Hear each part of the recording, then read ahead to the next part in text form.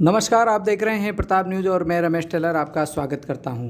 यह आप देख रहे हैं नागौर के सांसद हनुमान बेनीवाल, जो कि राष्ट्रीय लोकतांत्रिक पार्टी के अध्यक्ष भी हैं।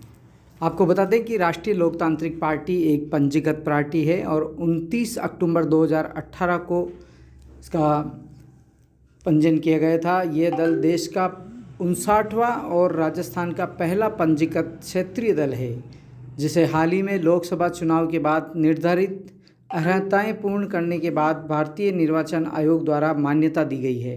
वर्तमान में इस पार्टी से राजस्थान विधानसभा में 3 विधायक हैं और ये पार्टी के अध्यक्ष हैं सांसद हनुमान बेनीवाल, जो कि चित्तौड़गढ़ पहुंचे और उदयपुर से नागौर जाते समय उन्होंने चित्तौड़गढ़ में कार्यकर्ताओं से मुलाकात की और आगामी दिनों में होने वाले विधानसभा चुनाव को लेकर कार्यकर्ताओं की नब्ज टटोली और अपनी पार्टी के लिए मेवाड़ के रास्ते धरातल भी तलाशा। हालांकि उन्होंने कार्यकर्ताओं से चर्चा की और कई राजनीतिक चर्चाएं हुई और कई आरोप प्रत्यारोप भी उनके द्वारा वर्तमान कांग्रेस सरकार व पूर्ववर्ती भाजपा सरकार पर लगाए गए। उन्होंने अपनी पार्टी को सर्वश्रेष्ठ बताया। वहीं वसुंधरा गहलोत के गठबंधन से राजस्थान को आड़े हाथे लेते हुए भी उन्होंने कई बातें बताई। चलिए आपको सुनाते हैं कि आखिर हनुमान बेनीवाल ने चित्तौड़गढ़ सर्किट हाउस में राष्ट्रीय लोकतांत्रिक पार्टी के कार्यकर्ताओं को संबोधन में क्या कहा। आपको बता दें कि राष्ट्रीय लोकतांत्रिक पार्टी एक पंजीकृत पार्टी है। इनके वर्तमान में अभी 3 विधायक हैं और पिछले बार भी इन्होंने विधानसभा चुनाव में अपने प्रत्याशी मैदान में उतारे थे, लेकिन इस बार पूरे राजस्थान में सभी विधानसभा क्षेत्रों में ये प्रत्याशी उतारने का दावा कर रहे हैं, जो कि हनुमान बेनीवाल राष्ट्रीय अध्यक्ष हैं लोकतांत्रिक पार्टी के। RLP इनकी पार्टी का शॉर्ट नेम है। और चलिए बात करते हैं हनुमान बेनीवाल से। इन्होंने किस तरह से कार्यकर्ताओं में जान फूंकने के लिए संबोधन किया और संबोधन में क्या राजनीतिक चर्चाएं निकलकर सामने आई है।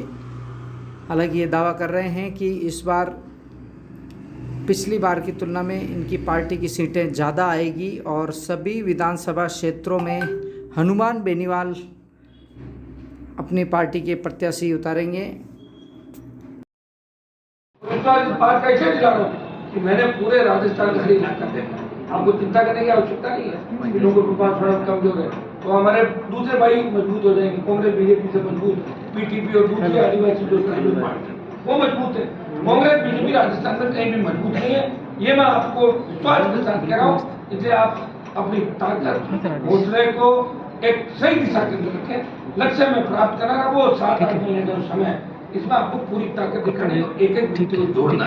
एक RLP का कार्यकर्ता 10 जोड़ेगा। कैसे जोड़ना है, संस्था में तो कितनी मिले, इसके लिए आगामी 1-2 दिनों का जो भी हम कर सकते हैं वो करेंगे। लेकिन आप सब जिला अध्यक्ष हो, सब प्रदेश अध्यक्ष हो और हर व्यक्ति RLP से जो जुड़ा हुआ है वो हनुमान बेनीवाल करके राजस्थान के निर्माण की बात करेगा, नए राजस्थान के निर्माण की बात करेगा। हमारी बहन बेटियां सुरक्षित रहे, नौजवानों को डिग्री से पहले रोजगार की गारंटी हो और हमारे सपनों का राजस्थान हो। चित्तौड़ में किस तरह अफीम उत्पादन क्षेत्र के अंदर किस तरह किसानों के हालात हुए, कौन जिम्मेदार है, केंद्र में किसकी सरकार है, किस तरह आपके दूसरे लोगों के साथ मिलकर किसानों को परेशान किया जा रहा है। यहाँ कांग्रेस वैसे परेशान कर रही है और भाजपा को हिसाब से परेशान कर रही है। किसान तो परेशान है, वो कहते मैं ईश्वर के भरोसे है। लेकिन मैं आपको विश्वास दिलाता हूँ कि मैंने मेरे 20 साल जवानी के 22 साल आपकी सेवा में समर्पित किए। पूरी मजबूती के साथ RLP खड़ी। आप इस चीज को भी याद रखें, जब गहलोत की सरकार गिर रही थी तब तमाम थर्ड फ्रंट की पार्टियां टूट गई थी। BTP चली गई, कम्युनिस्ट टूट गए, लोकदल चला गया और बसपा तो पूरी हाथी समेत चलेगी कांग्रेस के अंदर। आपको पता है तब राष्ट्रीय लोकतांत्रिक पार्टी अकेली इस राजस्थान के सम्मान की लड़ाई लड़ रही थी। वो तीनों विधायक कभी बाड़े के अंदर नहीं गए, खुले थे। और एक ही बात कही, हम कांग्रेस बीजेपी के खिलाफ मतदान करेंगे राज्यसभा के चुनाव।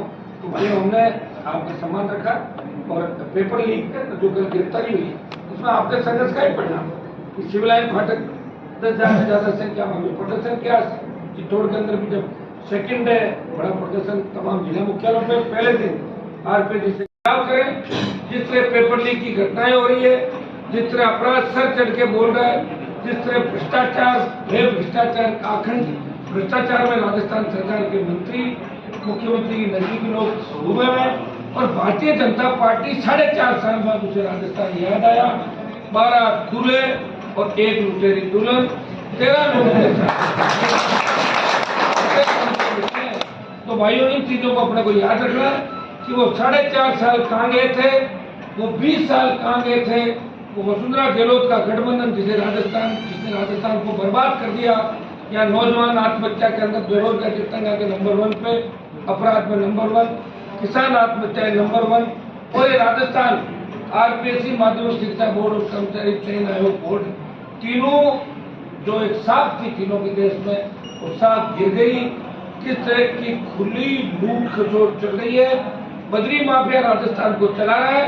कोई दलील ही नहीं।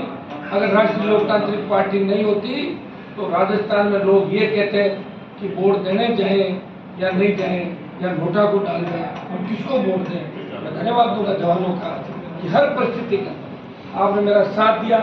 कई सवाल आपकी जेल में होंगे, किरमान जी पूरा टाइम हर गाँव कितना प्यार करते हो, आप लोग चाहते हो हर जगह तुम्हारे पीछे रहो, लेकिन कोविड ने हमारे 2 साल ले लिए और 50 लाख लोग हमारे बीच से देश में चले गए।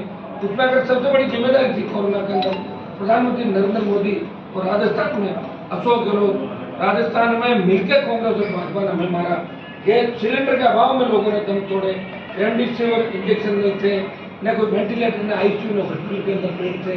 वो दिन भी हमने देखे। इसे याद रखना 23 के अंदर हमें दोनों पार्टियों को घर बिठाना है और सिर्फ नौजवानों की, किसानों की पहली पार्टी, जिसे देश में किसी किसान के बेटे ने हिम्मत करके गांव से उठ के तो तुम्हारे जोश से उस पार्टी को मान्यता दिलाई, और 20 साल से जो सत्ता छोड़ के सड़क पे आपके लिए संघर्ष कर रहा है, और मोदी और अमित शाह की सिर्फ किसानों के लिए सत्ता छोड़ के वहां भी मंत्री को ठुक रहा है, 4 बार राजस्थान में ठुक रहा है। इस बात को याद रखना है। एक व्यक्ति हनुमान बेनीवाल इस बार मुझे चित्तौड़ का आपका जो बीजेपी नेता है, ये 12 सीटें लाने की बात करते हैं। हमें चित्तौड़ की जो भी 5 या विधानसभा की 5 सीटें, इस बार कोशिश ये करें कि भारतीय जनता पार्टी एक भी सीट पर नहीं आए। मैं आपका विश्वास हासिल करना आज आपके बीच आया हूँ। छोटा सा कार्यक्रम है, दोबारा फिर आपको भी आता रहूंगा। अब एक बड़ा कार्यक्रम सारा रूप जो हमारा मेयर बड़ा कम करेंगे।